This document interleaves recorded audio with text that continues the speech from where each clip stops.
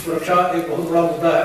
उसके लिए हमने कई नए कदम 2013 में उठाए थे और मैं आप सबको विश्वास दिलाना चाहूँगा कि इन कदमों को जो है मुस्तैदी से बरकरार रखते हुए उसको मजबूत किया जाएगा, ताकि हर महिला दिल्ली के अंदर में अपने आप को पूर्ण रूप से सुरक्षित महसूस करे। बच्चों की सुरक्षा गोज विदाउट सेइंग, जो बुजुर्ग हमारे हैं उनकी सुरक्षा जो है हमारे लिए एक बहुत बड़ा हमेशा मुद्दा रहा है। इसको इस प्रकार के क्राइम को एक अलग तरह की तवज्जो हमेशा से दी गई है।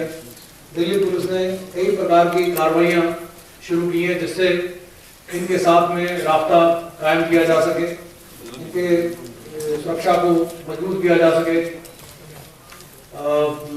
उसके अलावा जो है सड़क पे जो क्राइम होता है, चाहे वो महिला की गले से चेन छीन ली जाए, चाहे कोई व्यक्ति सड़क पे चला जा रहा है उसको कोई रोककर उससे 150, 200, 500, 5000 या लाखों में पैसा छीन के ले जाएं या लूट के ले जाएं, ये एक समस्या किसी भी मेगा सिटी में होती है।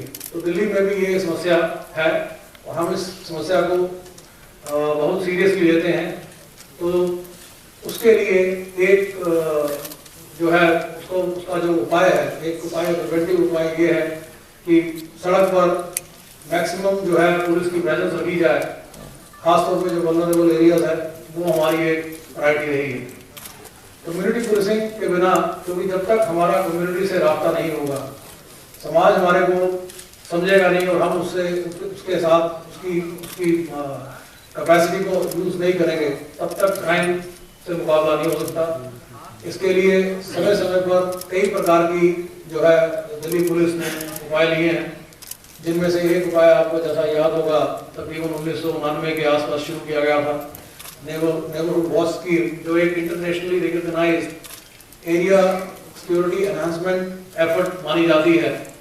उसको फिर से जो है हमने रिवाइटलाइज करने का निश्चय किया है 2013 में, और उसको जैसा आपको मालूम ही होगा कई इलाकों में इसको जो है फिर से एक नए कदम की तरह इंट्रोड्यूस किया है, ताकि वहाँ के इलाके की जनता के साथ मिलकर हमारा जो लोकल पुलिस कर्मी हैं वो इलाके की सुरक्षा को मजबूत कर सकें।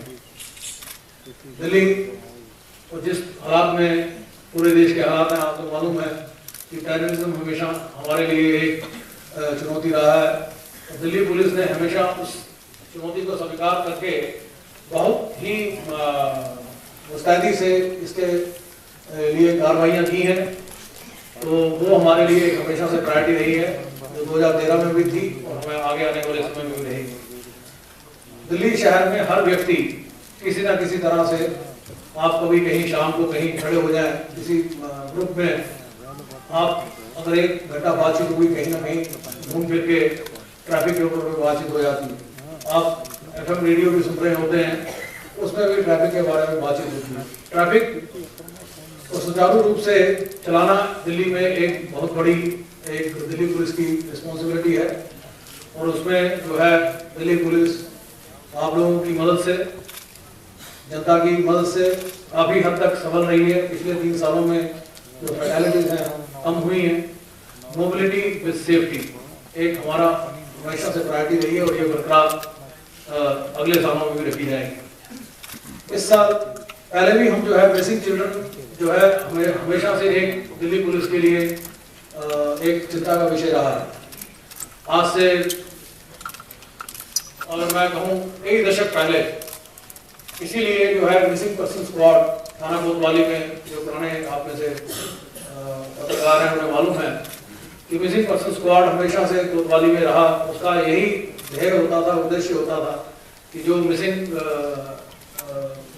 पर्सन्स हैं, जिसमें ज़्यादातर बच्चे होते हैं, उनको उनके बारे में जानकारी रखी जाए सेंट्रलाइज, और समय समय पर कोशिश की करके उनको जो है ढूंढा जाए।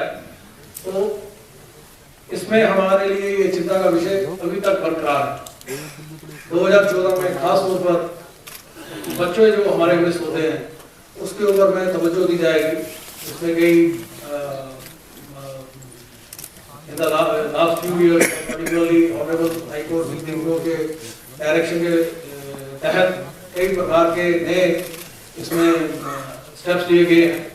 उन स्टेप्स को मजबूती से फॉलो करते हुए उद्देश्य ये होगा कि जो बच्चे आज की तारीख में हमारे मिसिंग, अगर मान लीजिए x% साल के आखिर में मिसिंग रह जाते हैं, ये x% at least x/3, x/4, x/5 हो जाए, ये हमारी कोशिश होगी। नेक्स्ट क्राइम के बारे में मैं ज़्यादा नहीं कहूँगा, ये फिगर्स आपके सामने हैं।